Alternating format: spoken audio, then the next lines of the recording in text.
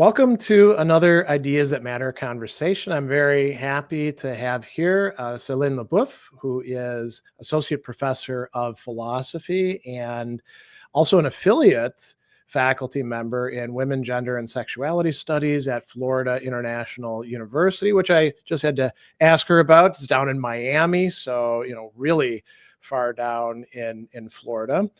And we're going to talk about a number of different things, including her own research work and teaching. But I wanted to kick things off by bringing up this Substack that you had started. And that's how we originally got connected, called Why Philosophy. And it's kind of an ingenious idea. The premise behind it, you're asking philosophers a number of different questions, but they're all centered around what do you think philosophy is and why should anyone possibly be interested in doing it? And I kind of wanted to begin by saying, what's the why of the why philosophy? What was your original motive in starting it? Yeah, I'm excited to talk about that. First of all, thanks so much for the invitation. I'm really happy to connect in person because we've connected online through Why Philosophy and Substack and so on. Yeah, so I think the impetus behind Why Philosophy has to do with my own change in like how I think about philosophy, my metaphilosophy. Okay. So maybe I'll tell you a little bit first about how I got into philosophy and then the shift. So you're asking me earlier about my name. It's French, and I grew up in France, age 10 onwards. And I became introduced to philosophy in a forced introduction, Right. so to speak, because my senior year of high school, I had to take philosophy. It was just part of the French curriculum. And so it wasn't an unpleasant forced introduction because the French like prime you so much for wanting to do philosophy and admiring philosophy that I was just very enthusiastic about it. In fact, the summer before my first philosophy class, I read Simone de Beauvoir's Memoirs of a Dutiful Daughter. It was a recommendation from my French teacher, and I was like, oh my God, philosophy. And I was really excited about the prospects just from reading about her own path to philosophy. Yeah. Yeah. So I enjoyed high school philosophy, but I didn't really think like that was the thing I was going to do later on. I was really into the sciences. But one thing that did catch my attention during high school philosophy was we had two super brief excerpts from Thomas Kuhn and Karl Popper on the nature of like scientific discovery, scientific reasoning. Yeah. And when I got to college, I came back to the States for college. I saw, we still had like paperback course catalogs. And I saw this class that said Philosophy of Science, course description, readings by Popper, Kuhn, and like other people. And I was like, oh, whoa, that's where I belong, So I made a few last ditch attempts to go into the sciences, but I kind of came into philosophy through philosophy of science, and I was into analytic philosophy, history of philosophy. And then I kind of came to this crisis, which explains like why I'm interested in meta philosophy. Which is, I was like, why did I spend my freshman and sophomore years like rehashing the arguments of people who are long dead and gone? Why don't I just do something more exciting? And I discovered Nancy Bauer's Simone de Beauvoir, Philosophy and Feminism, which is about like Beauvoir's method and how she tried to make philosophy personal. And that was like, that clicked. That was, okay, I'm going back into philosophy. I need to find a way to make philosophy personal. And then I got into Pierre Hadot, philosophy as a way of life. So I had this whole shift from like arguments to philosophy, something personal that can shape your way of being in the world. Yeah, and I suppose experimentation, right? Which in a way, even if you're doing analytic philosophy, you are kind of carrying out an experiment. Let me see whether adopting these argument approaches will actually do something, right? But yeah, the Hadot stuff and all the other things in that orbit, you might say, really push you to see what happens when you try this stuff out, or you approach your fellow students and say, let's try this out together.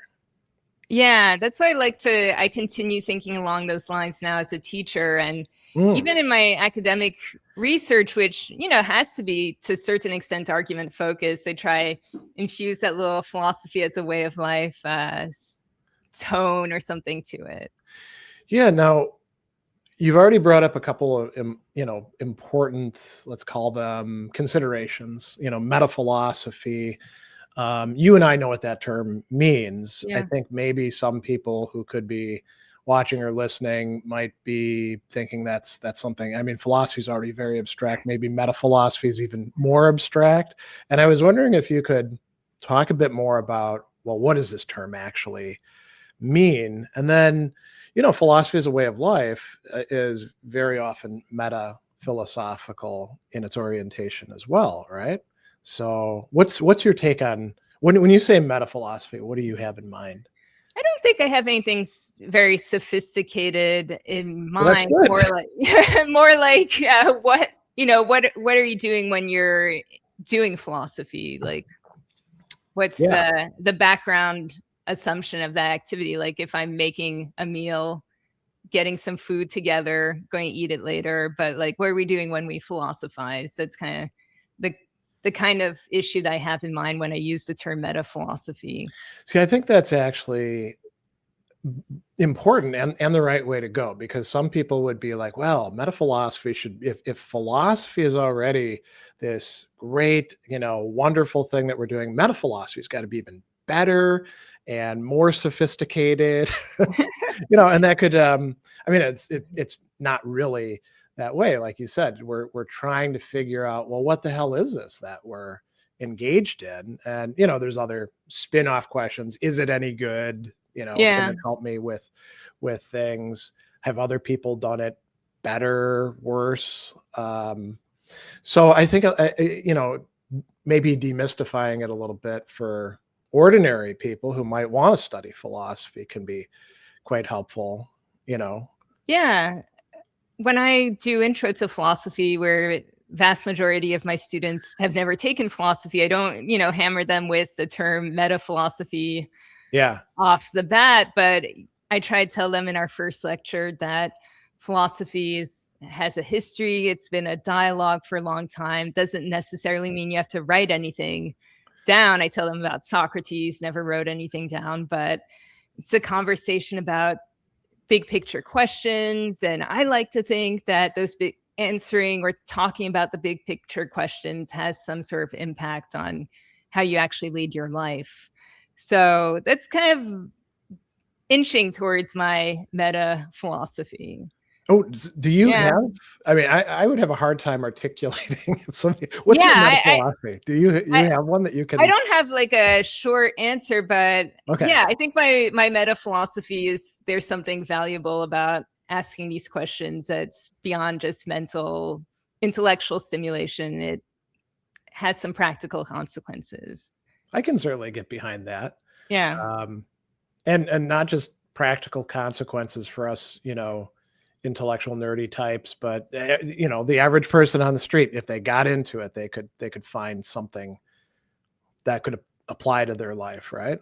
Yeah, a long time. I haven't done this as much in the Chat GPT kind of era, but for quite a few years, I would do a assignment and intro that I called an immersive experience essay. It's built on someone else's philosophy as a way of life course. So I just want to give credit where it's due. But I would have students kind of present Aristotle's theory of moral virtues, kind of classic Yeah. essay style. But then they had to pick courage or temperance and devise a list of activities that they're going to do over the weeks before the assignment had to be handed in to cultivate those virtues, and then to kind of weigh in, like, can you actually habituate yourself to become courageous or temperate? And that was a lot of fun. I think by the end, I got a lot of fiction or AI generated like ideas Yeah. about how you can immerse yourself in Aristotle. But that's the kind of pedagogy, the kind of teaching that I like to go for, not just rehashing everything that led to my kind of philosophy breakdown, but trying to embody it. Yeah, I mean, that's a good point about pedagogy.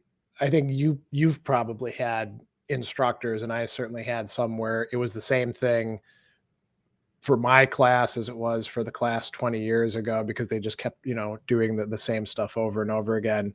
And, sometimes if it's good stuff, maybe that's not a bad idea if it really works. But actually, I had a graduate school professor who advised me. He was like, just get a couple staple classes down and you can just keep regurgitating the same stuff every semester. And then you got plenty of time, because you don't have to think about any of that stuff, for doing your real research. And I was like, that doesn't sound like good advice to me. That sounds like a failure in some respects. So yeah, it's good to switch things up. And so since you brought up ChatGPT, which I think is on a lot of people's minds, we're all having different experiences with those of us that are doing academic teaching, what our students are doing with it, how they understand it, how they're attempting to cut corners with it. What are you doing to address that on your part? Yeah, I'm not sure if I'm doing enough. In intro this semester, I had an open-ended conversation with my students, and I closed my eyes and I had another student count, and I asked them how many of them uploaded the course readings, because they don't have a book, just like PDFs or online texts, to a LLM to like get the notes. And 80% of them had done that in this class. So, yeah, so I'm not sure, at least at the intro level, how much reading they're doing. And I know colleagues are having students do more reading in class. And I did that recently. I assigned Bronnie Ware's blog posts about the top 5 regrets of the dying. Okay. And since it's so short, we just read it in class. And, that's one way to get the reading skills, keep on developing those. But, I can't read a whole book in the space of an hour and 15 minutes, Yeah, and the time that you take to read it is time that you're taking from all the other activities that you might do. Like, before, when we had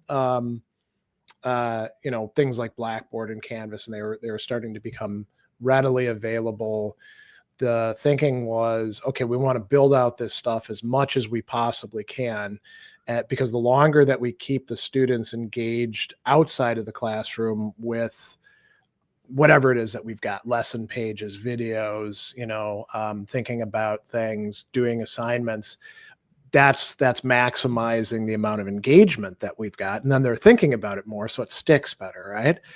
But in the era of ChatGPT, I mean, it's not as if it's totally ruled out. And we say, well, nothing outside of the classroom. That would be insane. Yeah.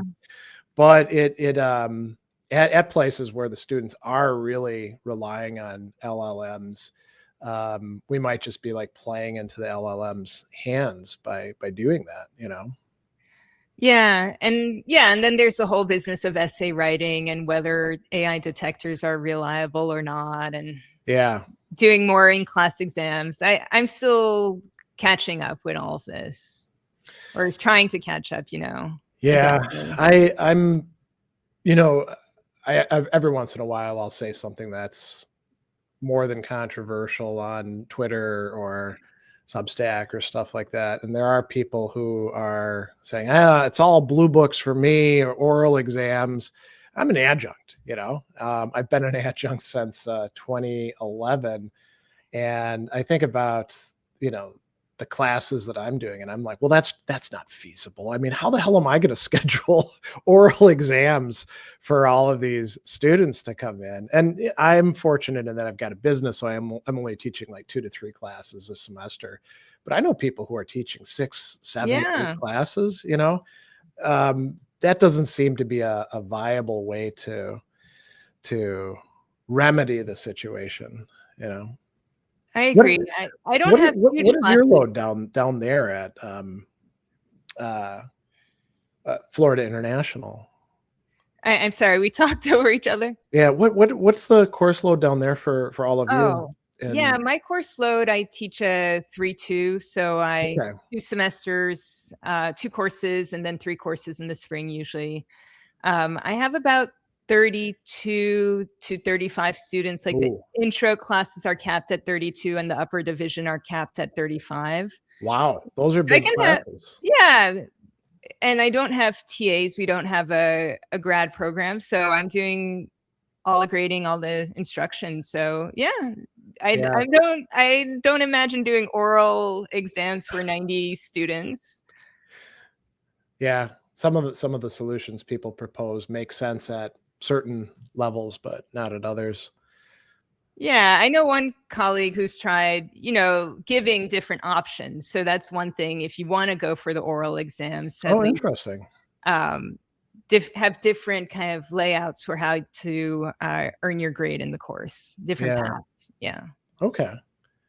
Well, circling back to why philosophy. So it's been going on now for quite a while. How many interviews have you done in it?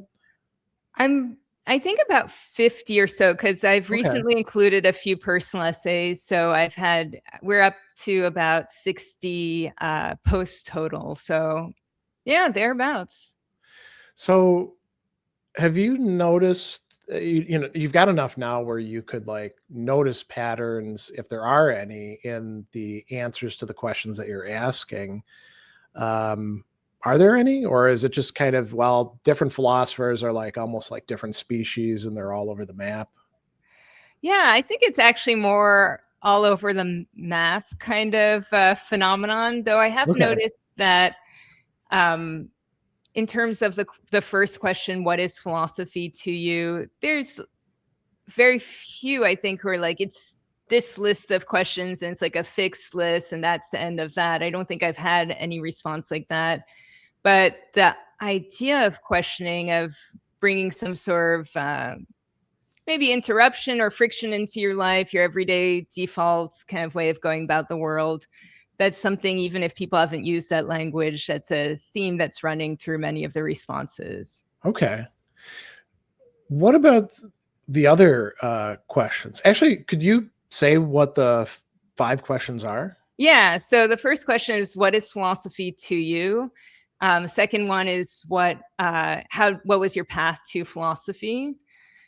Third one is, how do you practice philosophy today? And to me, that's been important because I interview a lot of academics, but there are also people who do like philosophical counseling or people who are still students, not sure if they're going to go on in academia. So I try cast a wide net with that question. The fourth one is, what is a philosophical issue that's important to you? And that, of course, has the widest range of variations. So you got some analytic people, Okay. continental, applied ethics, what have you. And the fifth question is about recommendations like books, podcasts. What's struck you? Is there much convergence with that fifth question? Are there like some podcasts or books that keep coming up over and over again in people's answers? Not books, but maybe we can shout out to Overthink. Overthink has been Okay. pretty popular. What's Left of Philosophy has come up a few times. So there are a few of them that have repeat endorsements. That's good to hear too, that it's those, because there's plenty of schlocky stuff out there, as you know, right? You'd hate to hear like, and I won't single anybody out, but you'd hate to hear something that where they've got it's very glitzy, but there's not a lot of content there that people are like, oh, this is awesome, you know. At least with Yeah. the people who are mostly professional philosophers, they should be giving decent recommendations, right? Yeah, one thing that I have noticed, I guess this makes sense, but I feel like the deeper the responses go is maybe proportionate to how long people have been doing philosophy. Oh, interesting. Yeah, I think so. I mean, it's not guaranteed that someone who's a little newer to the field is not going to write as interesting a response, but I have noticed, 20, 30 years in, you've thought a lot about what you're up to. Yeah, if you haven't, I mean, if it becomes just like a pure routine, they probably wouldn't be the kind of people that you would be interviewing, right? They Yeah. wouldn't they'd just be like toiling away, doing their day job, and then going home to whatever is their true passion. The people that you're getting are people who are willing to put stuff out there in one form or another, right? I agree. Yeah. So I've had some really great responses, especially people who are active on Substack and also people in general who want to contribute to public philosophical conversations. They've put a lot of effort into that kind of thinking already. Now, you mentioned that, and there actually is like there it is. I'm looking at the Substack right now. Why Philosophy: A Reintroduction, the Future of Our Substack. That you started doing some additional things to it, and you mentioned personal essays. I'm not sure if I'm looking at them in proper order or not, but you had one about having an existential crisis and how philosophy actually helped you with that. Yeah, I'd love to say something Yeah, about that. Yeah. absolutely. That I published that a few weeks ago. It was originally on Medium, but I haven't been using that platform so much anymore, so I wanted to move Yeah. it over. Yeah, so it was mostly the 2018, 2019 academic year. I came back to Miami after some time on a fellowship.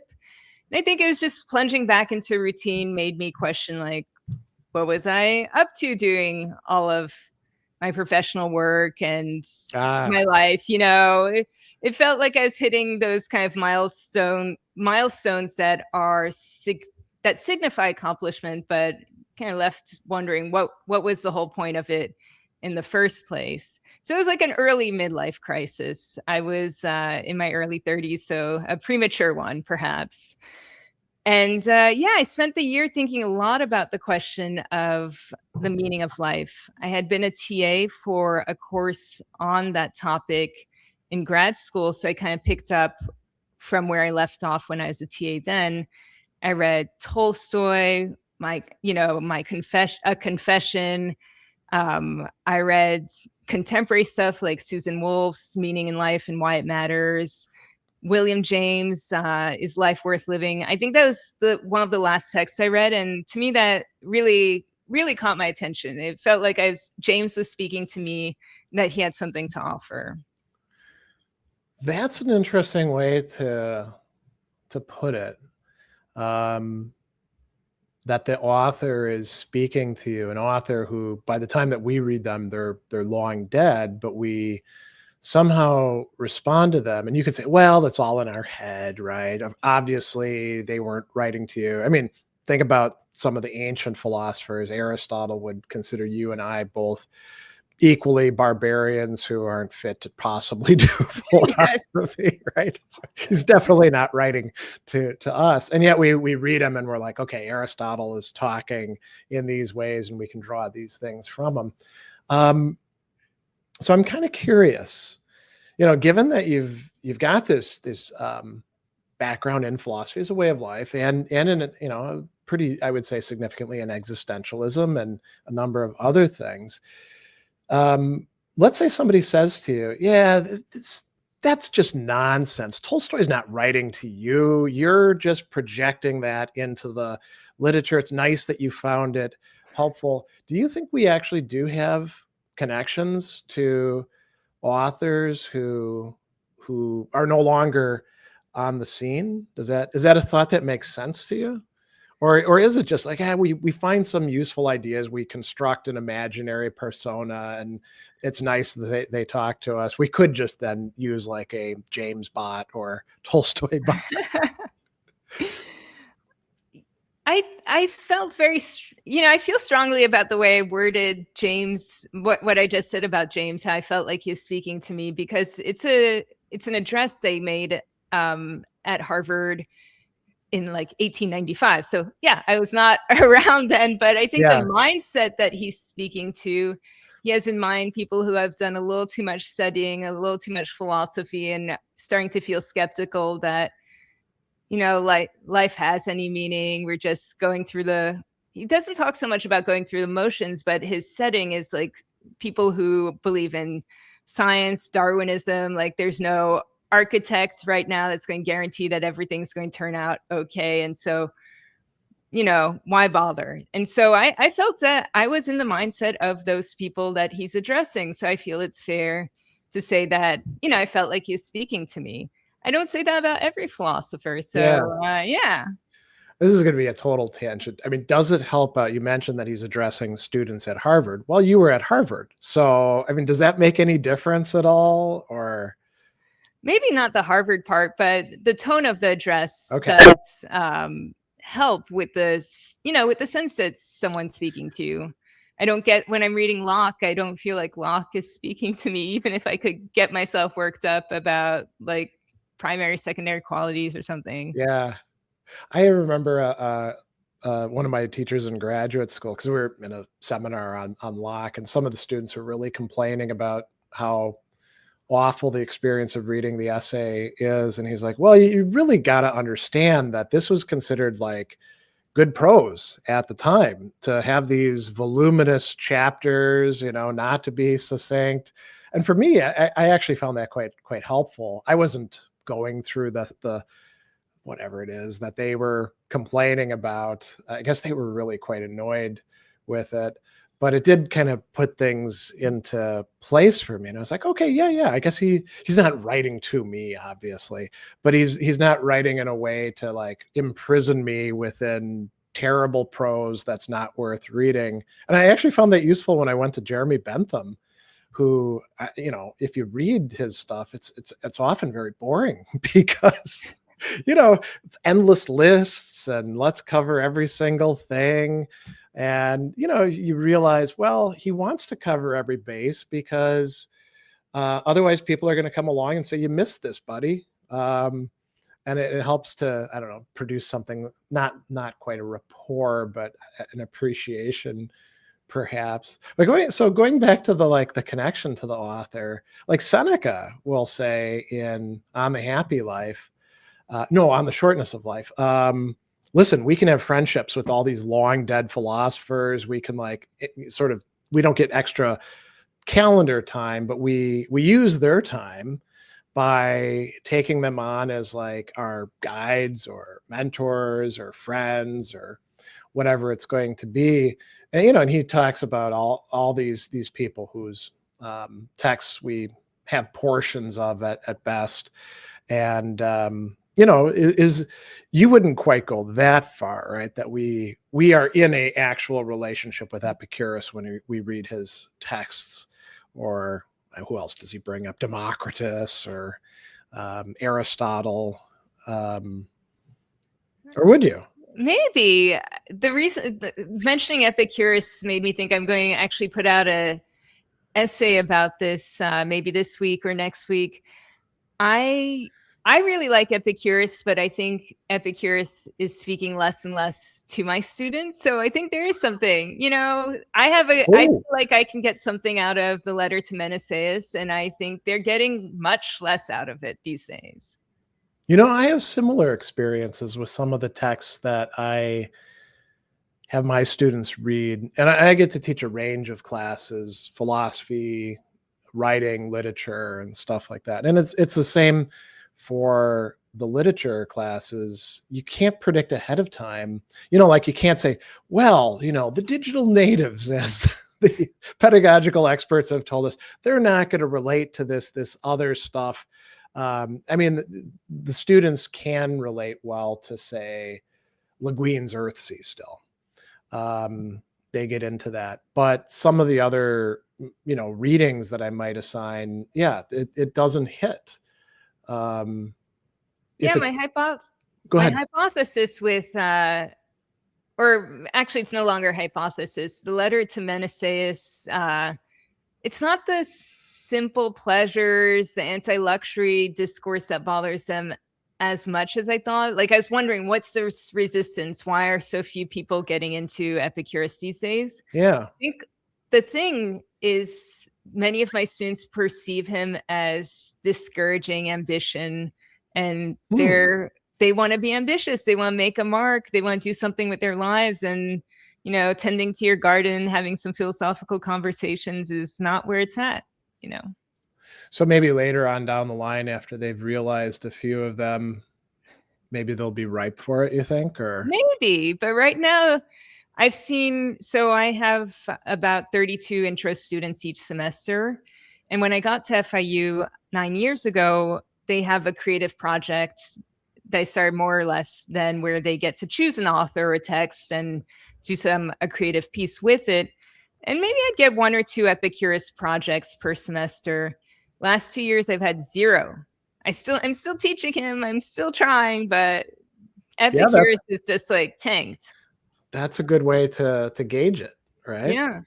I teach a class. Well, I teach 2 classes where I took the curriculum and didn't do what I was officially supposed to do. So like intro to philosophy, I often like to orient it around readings that have to do with love, friendship, sexual desire, relationships more broadly. And so we don't do a hell of a lot of metaphysics, or epistemology. It's very ethics and aesthetics focused, I guess you could say.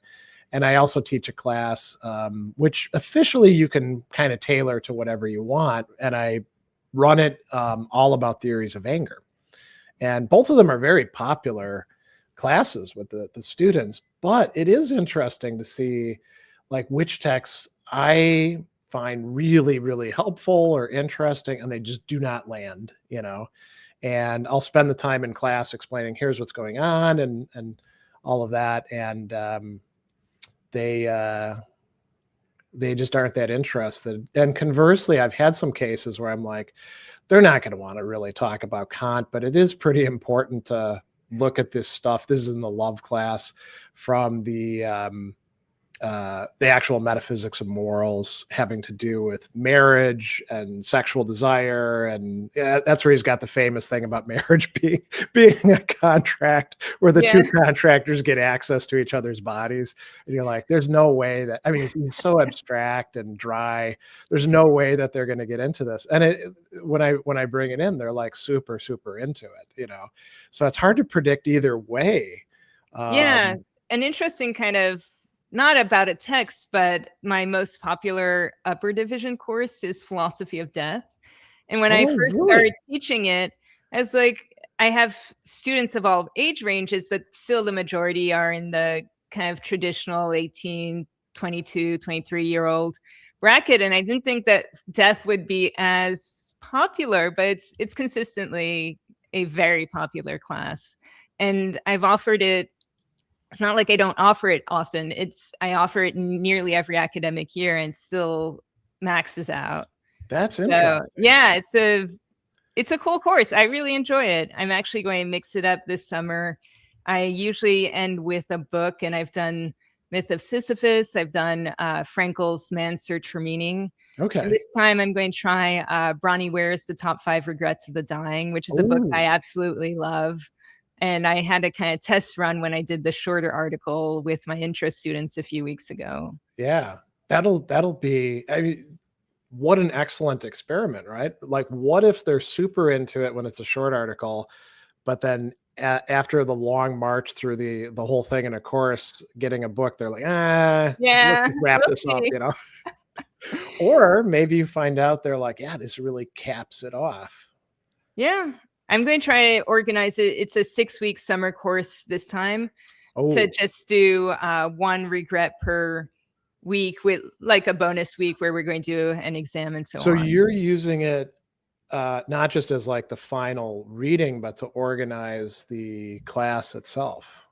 Yeah, I am. I'm also going to do some of my traditional texts. So I do Lucretius's symmetry argument, Epicurus on fear of death, the Kagan, Shelley Kagan stuff, like death is bad, how could you think otherwise? And all sorts of badness, fear of death, desirability of immortality, meaning of life stuff.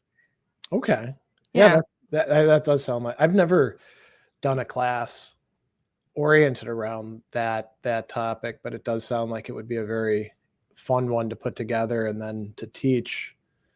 So, yeah. How many times have you taught it? This summer, I think will be 6. So 6 and 9 years. Yeah. So you've got a lot of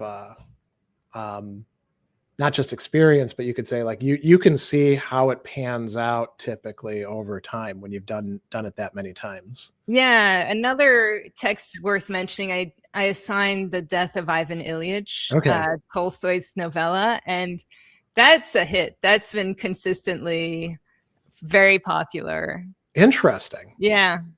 Because I would not peg that as something that like current generations would easily relate to. I mean, we had to read it in college, and I remember many of my fellow students being like, what is this stuff? You know, I liked it, of course, but they didn't seem to be super into Yeah. it.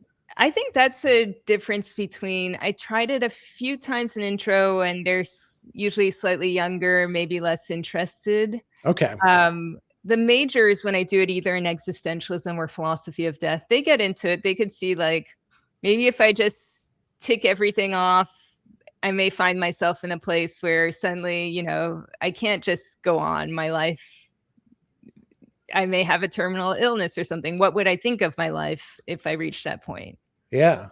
Oh, so let's talk for a bit before we get to like your particular areas of research. So you mentioned a few of the classes that you teach. What is the range of you've got intro, you've got existentialism, the death class. What else are you teaching down there? I teach phenomenology. I think I've done it 3 times. I'm in the middle of my second Beauvoir. We Okay. have a course that's called A Major Philosopher, and I chose Beauvoir, so I've done it twice. And a previous time actually as an independent study.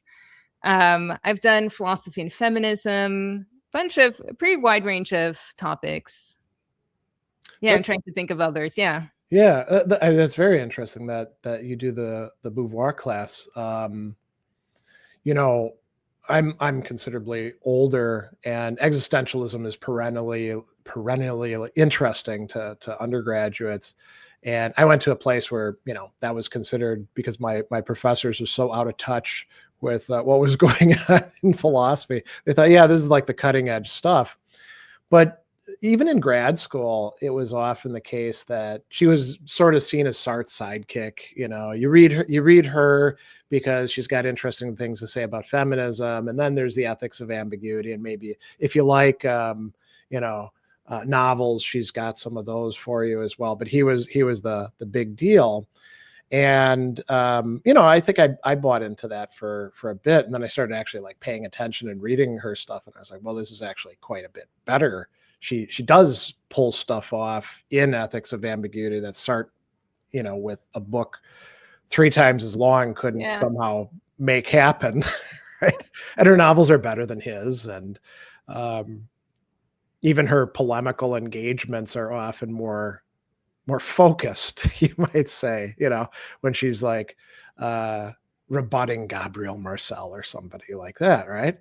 And it's good to see the I don't know, people no longer viewing her in that earlier light and treating her as a first-rate philosopher, which she is. And I'm kind of curious, when you were coming up, how was she regarded? Was it still that, she's an existentialist, but she's not that important compared to the big guys? Or was there already that appreciation? I think the appreciation started maybe around the time I was an undergrad. So I mentioned a few minutes back that I had philosophy in high school in France. Well, we never mentioned Beauvoir. Beauvoir was not a philosopher. I heard about her in Oh, French class, but I mean, like the idea that she would have been on the curriculum at the time is probably, would have been odd, I think. I think the yeah. French reception of Beauvoir as a philosopher has been slower. But I was lucky. I mentioned, I think, Nancy Bauer's book on Beauvoir, Simone de Beauvoir, Philosophy and Feminism. Yeah. And I read that my junior year, and that had a huge impact on me, namely rescuing me from like just going down the science rabbit hole, returned to philosophy, did my PhD, continued on in academia. So I think people like Bauer and lots of people writing around that time and since then have tried to show that Beauvoir's concepts are appropriate perhaps from earlier philosophers like Hegel or Heidegger, but she works them in distinctive ways. She's in conversation just like any other philosopher with the history of philosophy. So making her like Sartre's handmaiden is bogus, Wow. Yeah. Handmaiden is even like a worse put down than sidekick, I think. Yeah. Yeah. So I think my education is like paralleled that change in at least the Anglophone world, and now more the French speaking worlds, about how to think of Beauvoir as a philosopher. Yeah. Yeah, it's very different when you have a country where the curriculum is much more top down than, I mean, I often have to explain this, and maybe you do as well, to like European colleagues, that like there's no system in America, when it comes to education, policing, prisons, medical care. It's all these like patchworks of things, and it can be totally different just down the road in the next county, for some of them. The notion of having like a national curriculum where you can make sure that all the high schoolers who are at least going to lycée are, reading this and at least supposedly engaging with it is, it's so, common in so many places. And we just have, and you probably see this with your students, right? You can't count on really anything, any sort of background from our students, because some of them may have been homeschooled, and the standards for that vary from state to state, or they went to a crappy public school, or they went to a Catholic school where they got some philosophy, but it was taught as a religion elective. Yeah. So Thomas was the most important thinker. It's I mean, I don't actually have much of a point here. But yeah, I've had the same experience. We don't have prerequisites even in our upper division courses. So I get students who, have no exposure, just they saw philosophy of death, sounded cool, and they're plunged into some heavy duty philosophy by the end of it, including Heidegger's death chapter. Which, that's tough, but we make our way through it. You may get a kick out of this. So I teach an existentialism class, and it's not for, it's at an Institute of Art and Design. So these are like, kids who are not usually doing a ton of reading anyway. They're much more visually oriented. And, we read some Kierkegaard and some, some Unamuno and some Kafka and stuff like that. With Kierkegaard, the big challenge is can a non-religious person actually use this stuff effectively? But I have them read Heidegger's What is Metaphysics? And properly explained, I think they can get into it. Not properly explained, it's a real obstacle for them. They're like, what the hell is this stuff? So yeah. Totally. I mean, I wanted to circle back to one thing about Beauvoir. Yeah.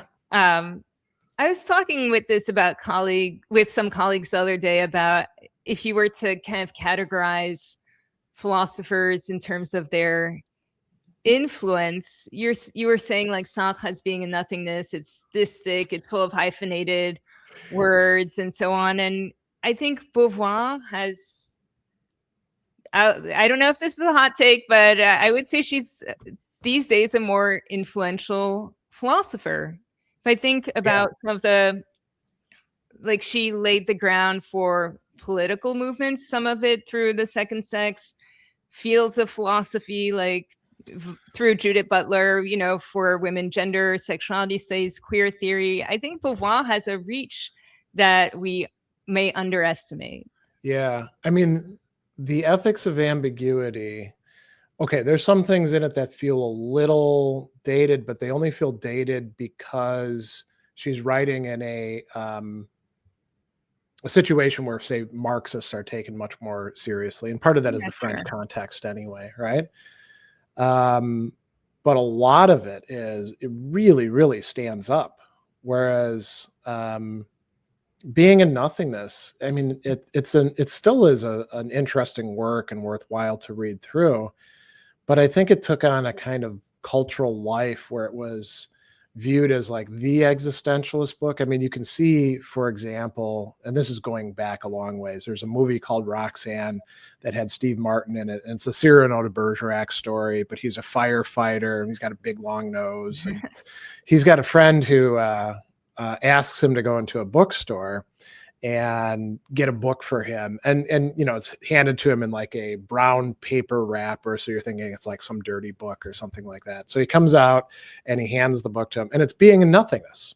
Okay. And so he unwraps it and he's like, yeah, I didn't want people to think that I'm some sort of egghead. And you're like, well, why would it be Being in Nothingness? Well, because that was taken as like, this is the emblematic text of like what big thinkers think about, and not to say it's bad or anything, but if I had to pick between the two, like, I don't know, somebody gave me one of those dilemmas, which of these two books will go out of existence? Choose one or the other. I would take, I'd lose Being in Nothingness and keep the Ethics of Ambiguity, Yeah, I was thinking, especially with respect to second sex, which I spend most of my Beauvoir course on in any case. Yeah. Sure, there's stuff that's outdated. Both, like I was talking about this with my students in biology, history sections. There's also the whole, like, Beauvoir has, a footnote, like, the situation is typical in Europe and especially in France. And like, then there's the whole rest of the world and its history that, she doesn't want to engage with. But even the chapters in lived experience where, for example, the narcissist, that's what I was teaching last week, Beauvoir thinks of it as like a social influence. Women aren't born inherently narcissistic, but she still thinks like the focus is on women, feminine narcissism, and later feminists focus on that. But we were talking about all this online culture these days of kind of male or masculine narcissism, and how Beauvoir is totally applicable to that, but it was like not in her kind of viewpoint or perspective to think about this kind of level of narcissism in men. Yeah, that's actually, I mean, that's a good broader point. There's often so much in what we teach where the authors themselves didn't directly talk about it, because how could they have? I mean, if you could travel back in time and be like, hey, so here's what the internet, and I'll explain what that means to you first, looks like in 2026. What do you make of this? They probably could have had some interesting response, but why would they have? I mean, it's kind of silly for us to be like, oh, they're no longer relevant because we have to do the work in extending their thought into that, right? Yeah, I completely agree. Yeah. So that's actually a good, because we're talking about, feminism and things like that. So you've got this joint appointment. Am I right in saying that you're associate? I'm in philosophy. I'm affiliated with that center, but my appointment, all my teaching is in philosophy, and they cross-list some of my courses. Okay. But a good bit of what you're working on is gender, race, also all sorts of other interesting dynamics. And you've got this book that's coming out, The Tyranny of Thickness. I wanted to hear more about that, and how you got the idea, what it's going to be doing. And we should say too, you've got it listed as coming out in October, so it's still quite a ways down the what would you call it, the launch for it, right? But yeah, what is the what's the idea behind it? Yeah, so the idea behind it, maybe let me back up. So it's The Tyranny of Thinness, and the subtitle's Understanding and Resisting the Pressure to be Skinny. Did I mispronounce it? Yeah, you mispronounced. It's fine. No worries. What a weird thing. Go ahead. Yeah, so it's in two parts, the understanding and the resisting part. So part of what I do, I it's sort of a joke at the beginning, but I put our kind of philosophical lenses on, or cultural critique lenses, and try to understand how this pressure, especially on women and girls, to be skinny. Like, how's it evolved? Why are we in this state these days where there's still tons of cultural pressure, despite like the body positivity movement, things like that. So first part is the understanding, and then the second part is kind of my philosophy as a way of life, way of kind of practices or thoughts about how to resist this pressure. So I do want to come back to the first part, but that's very interesting in that second part. With philosophy as a way of life, we do think about whatever we want to call them, spiritual exercises, philosophical practices, or, Nussbaum has, what is her special formulation? It has to do with arguments. It's a little bit more cognitively oriented, therapeutic arguments, The therapy of desire. Yeah, well, that's the general idea.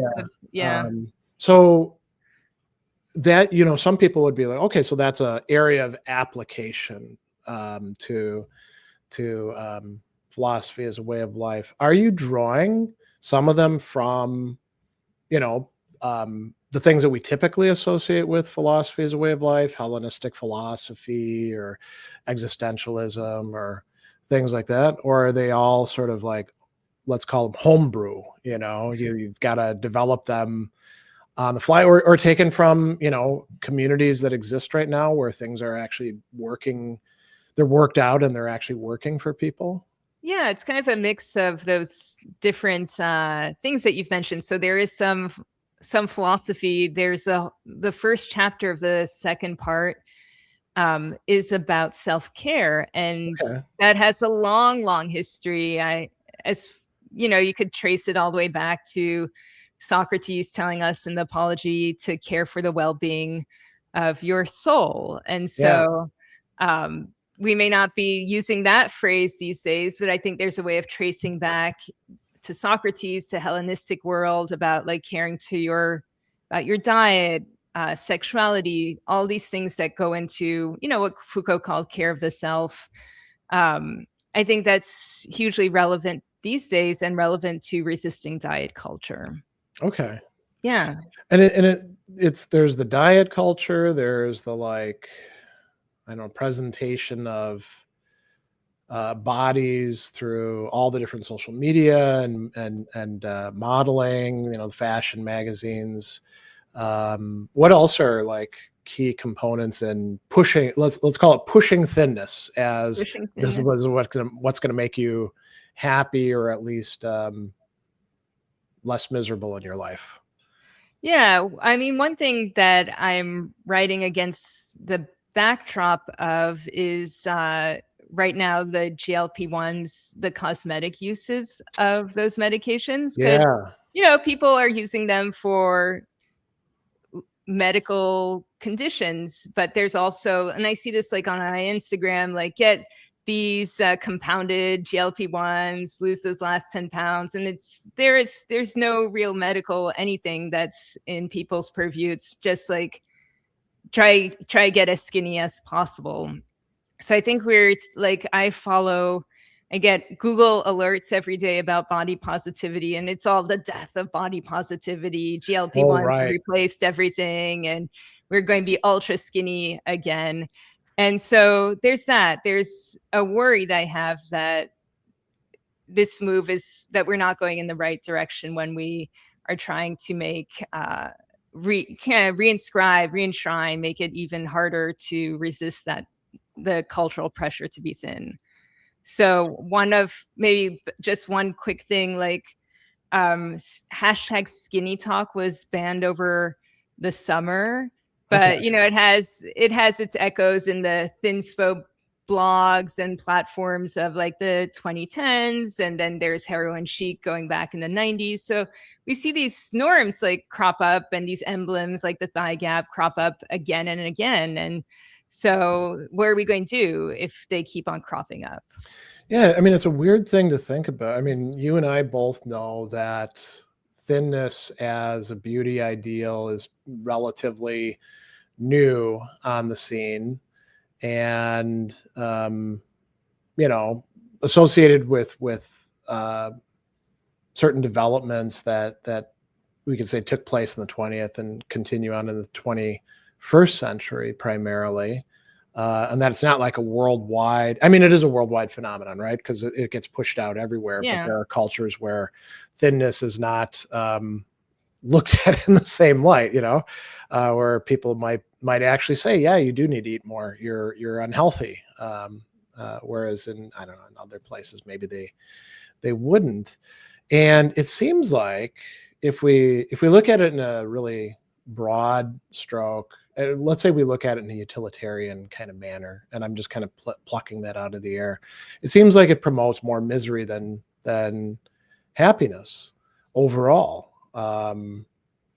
as a giant dynamic, and you'd think about it and say, well, why would any rational being want to be involved in this? I mean, is the answer, well, it's just a kind of irrationality in most of us that we can also succumb to. I mean, guys instead get you need to be big and buff, and there just like there's women who have body dysmorphia about they look at themselves in the mirror and they're rail thin and they're like, I'm so fat. There's guys who are gigantic and doing their steroids and they're like, I'm still too small. Yeah. Is it primarily just like a culture of irrationality that reinforces itself, or are there more cognitive elements to it?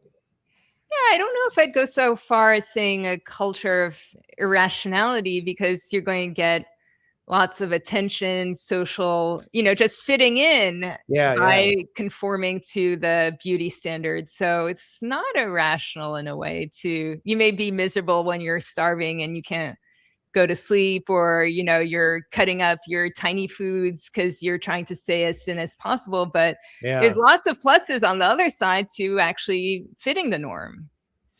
So it's kind of you could look at it as a weighing of like almost a hierarchy of goods. Well, Yeah. I'd love to be able to actually eat a real meal. However, social status is better. Yeah, and I don't think that people are thinking about that as a calculus. They're like, okay, I'll get by on this, the higher good, lower good, it's not really factoring. Even though those of us who do philosophy rarely make our decisions. Yeah, I know. Yeah, part of the impetus for this book, and I think lots of authors, maybe not always in philosophy, but try write books for themselves in a way. They're trying to address some issue they've struggled with. And that's a norm that I've struggled with since I was a teenager, like since I was 12 or 13. Yeah. I can relate to that. I know that actually around that age, I was so skinny that I didn't like to wear shirts with short sleeves. And then, then I got into weightlifting, and then all those things kind of evened out after a while. Right? Yeah. Which wasn't, fortunately, I didn't have the kind of body where I could develop like Arnold Schwarzenegger muscles or anything like that. I don't have the bones for that.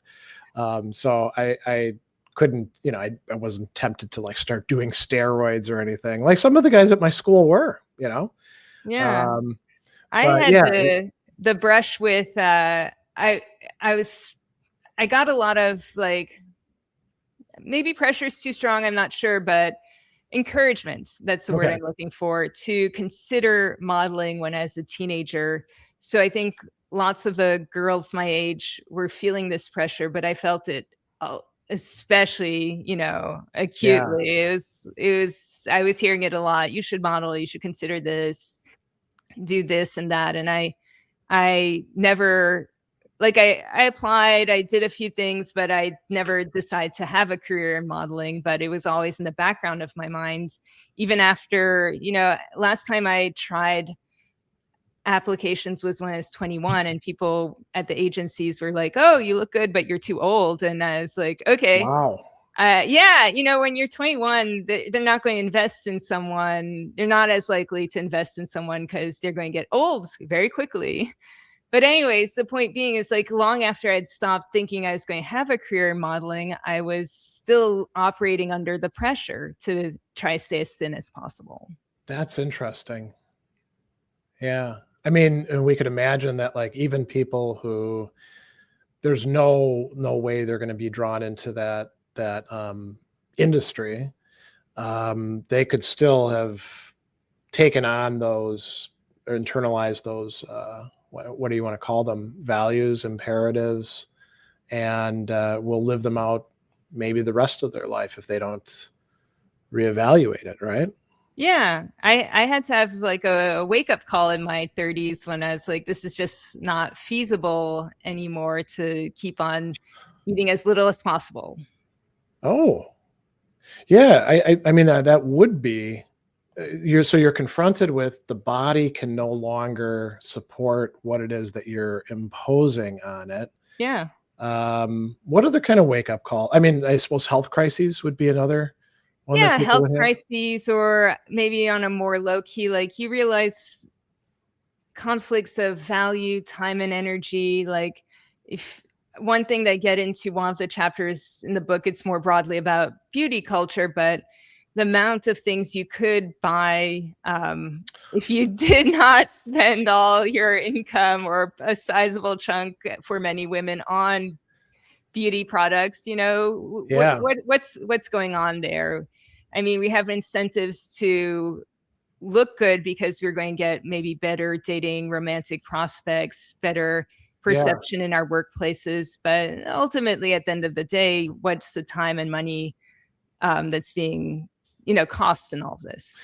I kind of wonder, and I'm prompted to think about this not because of beauty standards, but I think the same logic could apply to it. I have relatives who, they're working regular jobs. They're not making a ton of money, and yet they will have like season tickets to go to baseball games, like the Chicago Cubs or the White Sox. A lot of my family's in Chicago.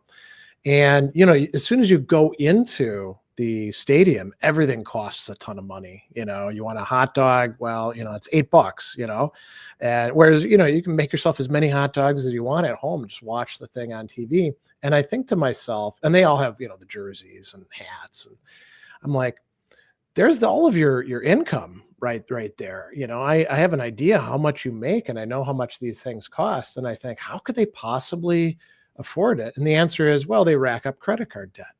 And I'm kind of wondering if with all of this beauty work, and you can, even the notion of self-care gets positioned now as like, I need to go and get a mani-pedi or Yeah. a massage or things like that. All of that's expensive. Do you think there's a lot of people who are slowly easing themselves into debt to try to accomplish these beauty goals? Yeah, absolutely. I mean, they call the beauty industry recession proof for a Oh, reason.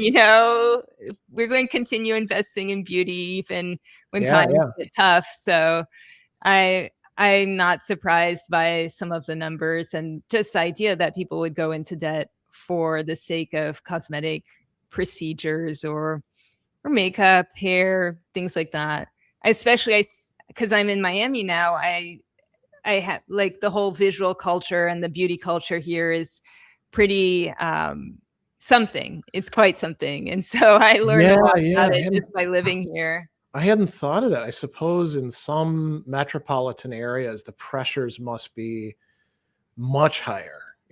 Miami, New York, LA, Yeah.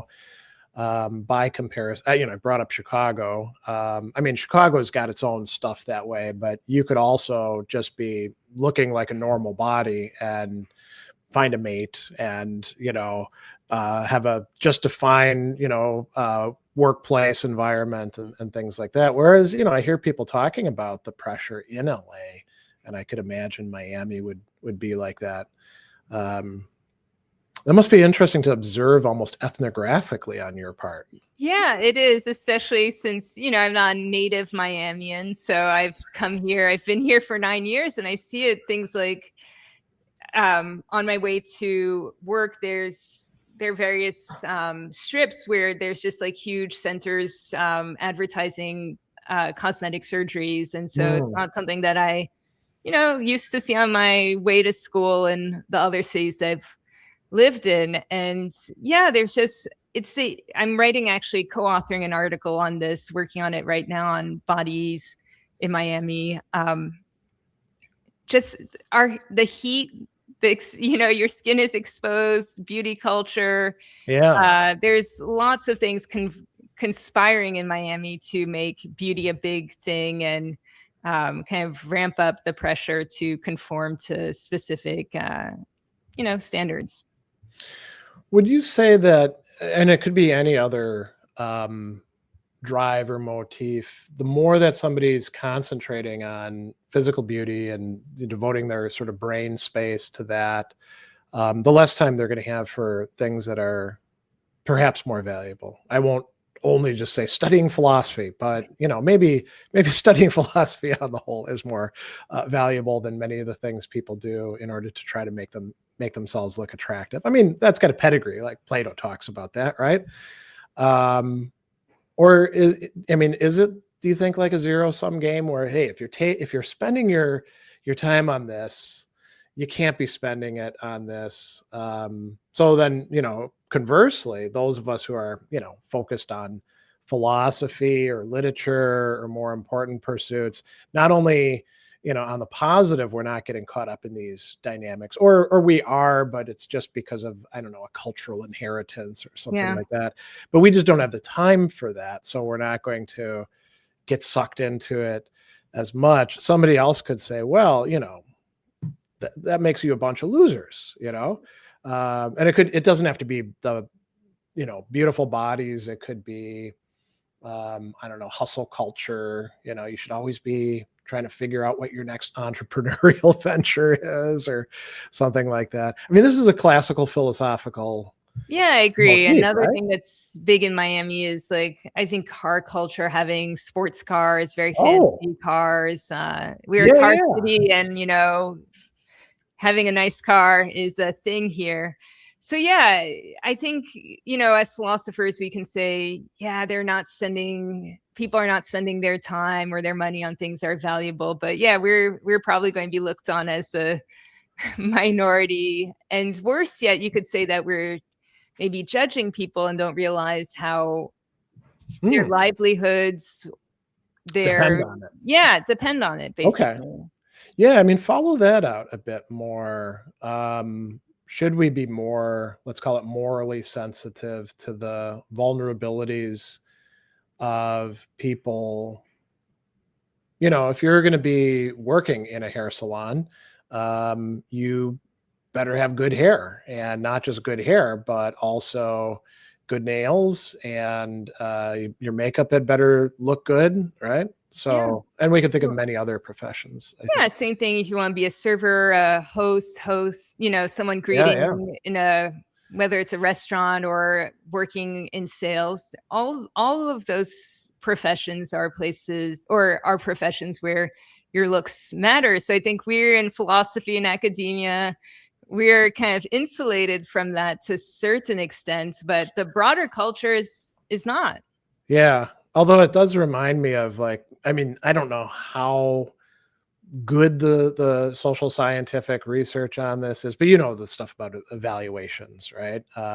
Men, women teach the same stuff. Men get better evaluations than women do. Conventional attractiveness seems to have a function in it. I get a boost just by being tall, apparently. I think so too. I do too. Which is weird. Yeah.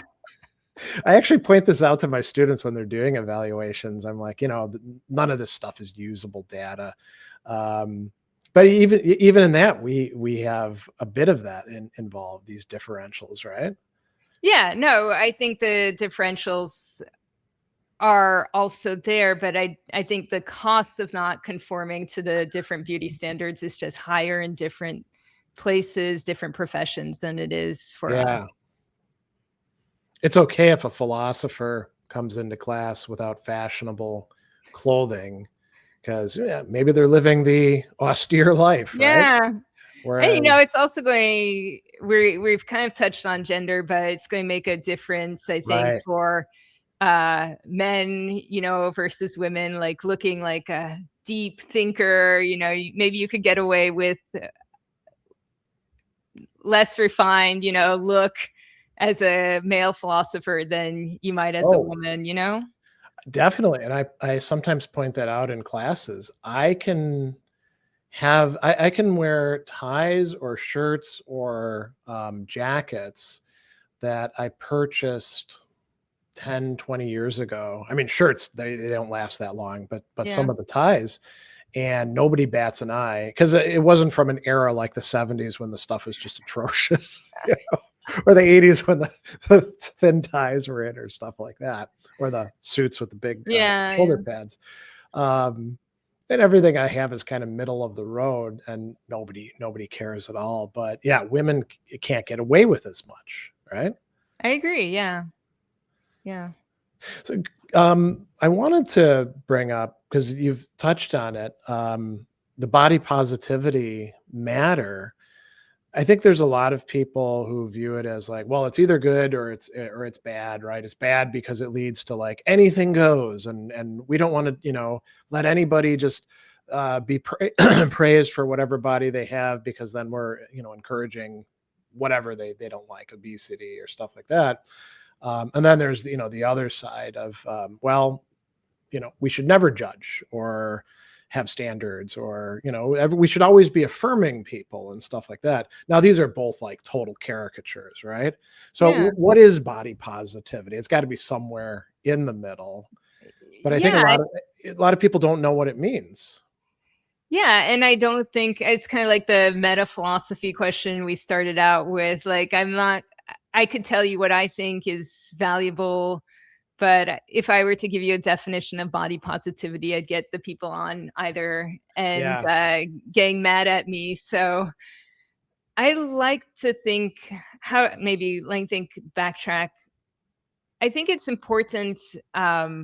One of the worries I've had about body positivity is maybe an overemphasis on appearance. Like, we should just celebrate beauty in all its shapes and sizes. But the body, I like to think, I'm coming from phenomenology, is not just a thing to appraise. And so one thing that I've been pushing in my book and some of my earlier research is caring for the whole embodied self. Like, we have physical needs, hunger, that factors into resistance to diet culture, touch, pleasure. These are all part of being embodied. And I think we need a kind of like a holistic stepping back, looking at what resistance to the punitive, the damaging beauty norms is going to look like.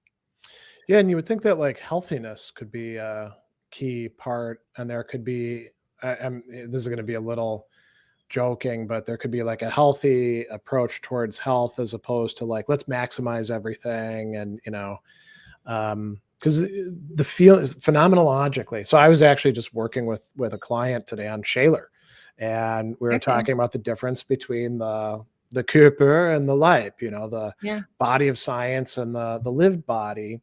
And we weren't directly talking about health, but that's something that you do perceive through the body. How do you feel when you wake up in the morning? Do your joints hurt? Do you mentioned hunger. Hunger is more than just a physical sensation. You're starving yourself, which I only know about from fasting, not from doing any sort of body positive, or not any diet culture stuff, just religious things. But you look at, you suddenly smell somebody is walking past with a nice meal. Your body is not just simply reacting in a kind of stimulus response machine, right? You are perceiving all sorts of things, and health is something that Shaler calls it a vital value, right? So, but you don't want to go overboard with it. There's also, like, in addition to the whole like beauty culture, there's the whole health culture, right? Can we talk about, like, this is just a wild suggestion, but there being these cultures that are kind of like big traps that you can get sucked into, and they correspond to different types of goods. Attractiveness is a good, but it's not the good. Health is a good. Wealth is a good. Whereas maybe we get towards what in ancient philosophy they considered the higher or more genuine goods, like having virtue, whatever that's going to mean for us, or intellectual development, or what else should we put there? Good relationships, right? In the book, I kind of maybe not using the language of virtue, but I touch on some of those issues. Oh, Like in the chapter, the part 2 chapters, I mentioned self-care. In yeah. that chapter, I talk about self-care and eating, but then I have the next chapter is about movement, and there's people who have tried to draw parallels between the idea of intuitive eating, where we're responding to our hunger cues and our preferences, not trying to like rigidly Yeah. shape our diet. Same thing with movement. You know, some people prefer swimming over running. You may not need to run like some crazy amount of hours per week. It may actually be detrimental to your health. So trying to find a balance there. Chapter after that is about pleasure and the importance of basically physical pleasure in reconnecting with our bodies. And I spend some time talking about sexuality, sexual pleasure in that context. And there's a lot of research on how negative body image Mm. interferes with sexual enjoyment. Like if your body, like its appearance is on your mind, then Yeah, this yeah. may distract you and disempower you in sexual relations. And the last chapter is more the communal, like remaking the world, our culture in a way that people find path towards a less, alienated relationship to their body, maybe easier. I like more easily. Okay. I do want to come back to ask you a question about virtue sort of in the background, but that last part, so obviously we're not with any book, or even if like let's say you and I and everybody got together, all philosophers of goodwill, or something like that, we're not going to like radically change our society anytime soon. Yeah. Um, but and I take it you're not trying to advocate for some sort of utopian thing like that, but there are communities of people who will say, yeah, I got out of the diet culture. You can find them online, right? And those could be places where, provided people aren't just swinging to the other extreme, as we often see with movements, they could find people they can relate to. They can find support. They can find maybe some of the practices that you were talking about outlining in the book and offering to people. Is that is that part of what you're putting out there in it, the networks, communities, those sorts of things? Yeah, I mentioned communities, and there's also social media communities, online communities, not just Right. like in-person groups that are promoting more balanced relationships, relationship with our body. So yeah, my hope with the book is to, we're talking about interruption, a little friction at the beginning with philosophy. Yeah. So to maybe introduce a little of that friction, kind of rethinking how we relate to ourselves as embodied beings. That's one of my hopes with the book, just to maybe push against, especially today with the GLP-1, some of that backslide to super, super skinny looks. Yeah. That's it seemed like we were making some sort of societal progress in terms of people pushing body positivity. Um, and now, yeah, with that, I mean, the whole the fact that we can have a word like looks maxing, Yeah. weird stuff out there.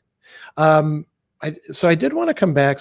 The book doesn't talk, as far as you said, about virtue and using virtue language or something like that. And and correct me if I'm wrong about that. Maybe there are some discussions about it, and it kind of makes sense, because a lot of times when people talk about virtue and vice, there's already these highly charged, very reductive ways that in our society people look at that language.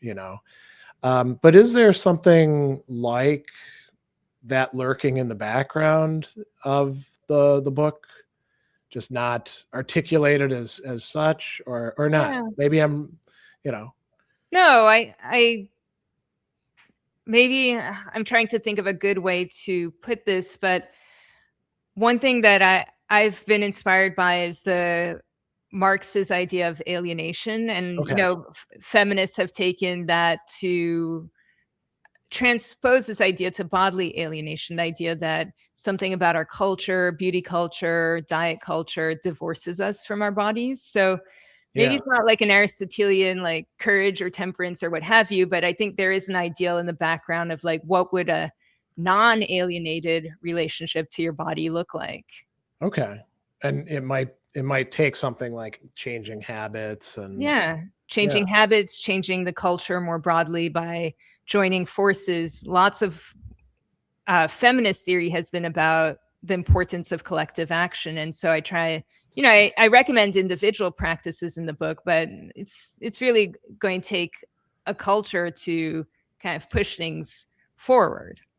Right. Yeah. And I mean, do you think you could have people of extraordinarily strong character and will who could do individual practices all by themselves and resist, whatever pressures are placed upon them? I don't actually know anybody like that myself. Yeah, I don't think I'm one of them either. Yeah, one of the things I mentioned in the book is learning how to cook, which is something that I resisted actively for many years. Really? And finally, Why? well, actually, as part of it was a kind of feminist, like it's too domestic, a Oh, Beauvoirian, like rejection of okay. that kind of thing. But anyways, once I realized that my eating habits were totally damaging, I started to learn how to cook, and I found it very rewarding. And I did it in part because it was during the pandemic, through Okay. cooking lessons online with my mom. So we'd like join WhatsApp video, and she'd walk me through the, setting things up, cooking, all the ingredients. We had these long cooking sessions. And to me, that, I don't think I would have gotten through several years of kind of rehabilitation and counseling without the weekly cooking lessons I had with her. That's interesting. So your mom, And I mentioned counseling. I was also in counseling with someone about the eating issues. So it was like the counseling, my mom, there's a whole network of people around me as I went through this journey.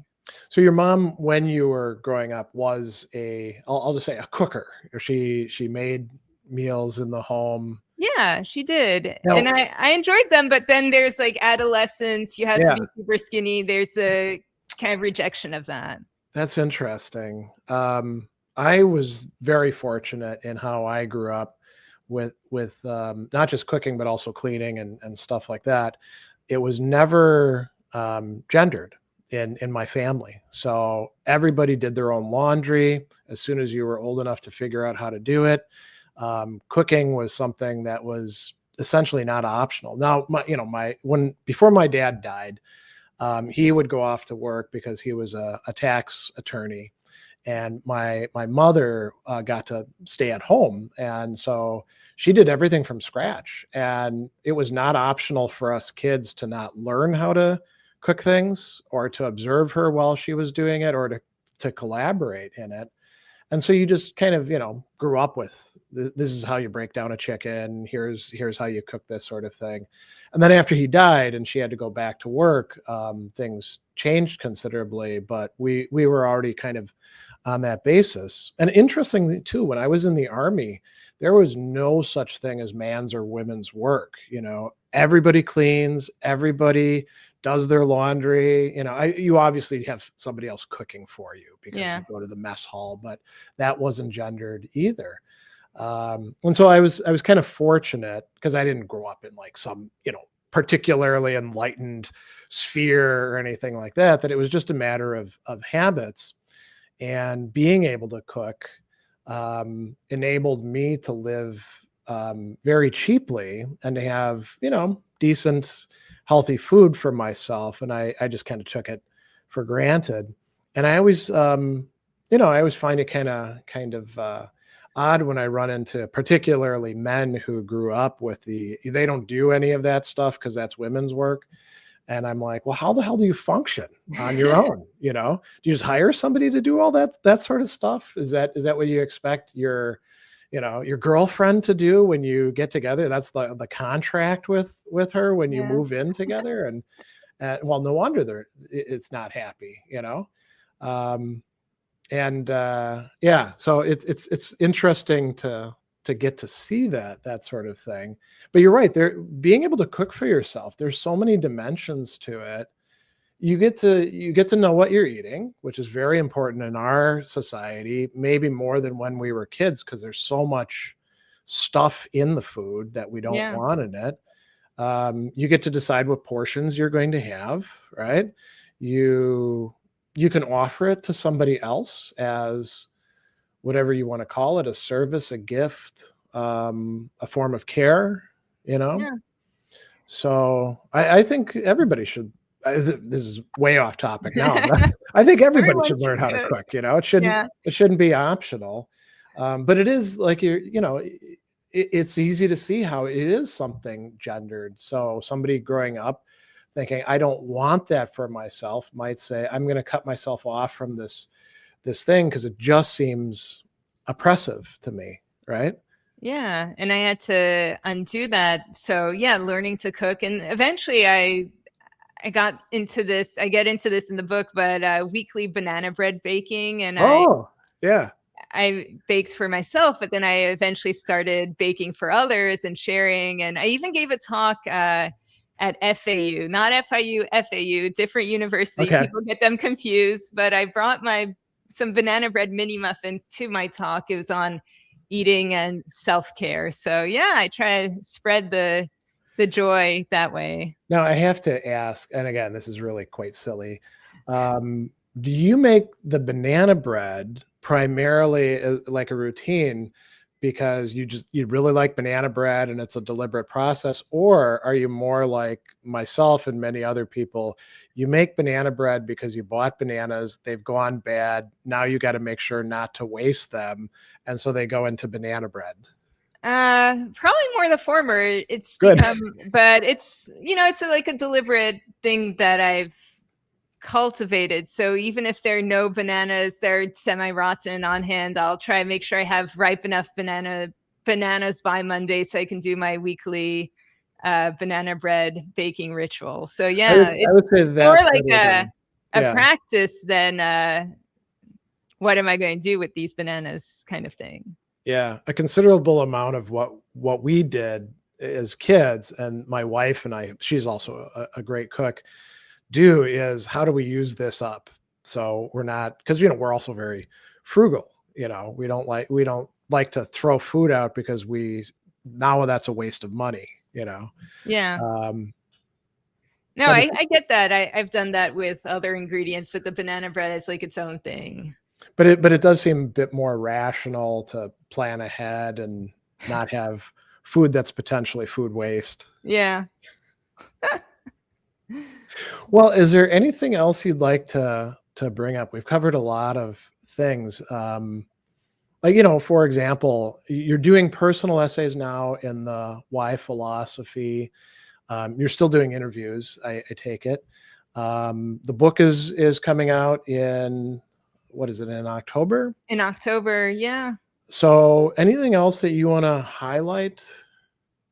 I want to, yeah, for those of you who are coming to Substack to check out the Why Philosophy, as we were saying at the beginning, it's been going on for a while now. So there's lots of earlier interviews that may get lost in like the page that you may not have jumped into yet. So yeah, to encourage readers to check that out. And of course, the book, I'm so excited about the books. This has been a dream for Congratulations. me. So yeah, those of you who are watching this in September, October, have a look out for it.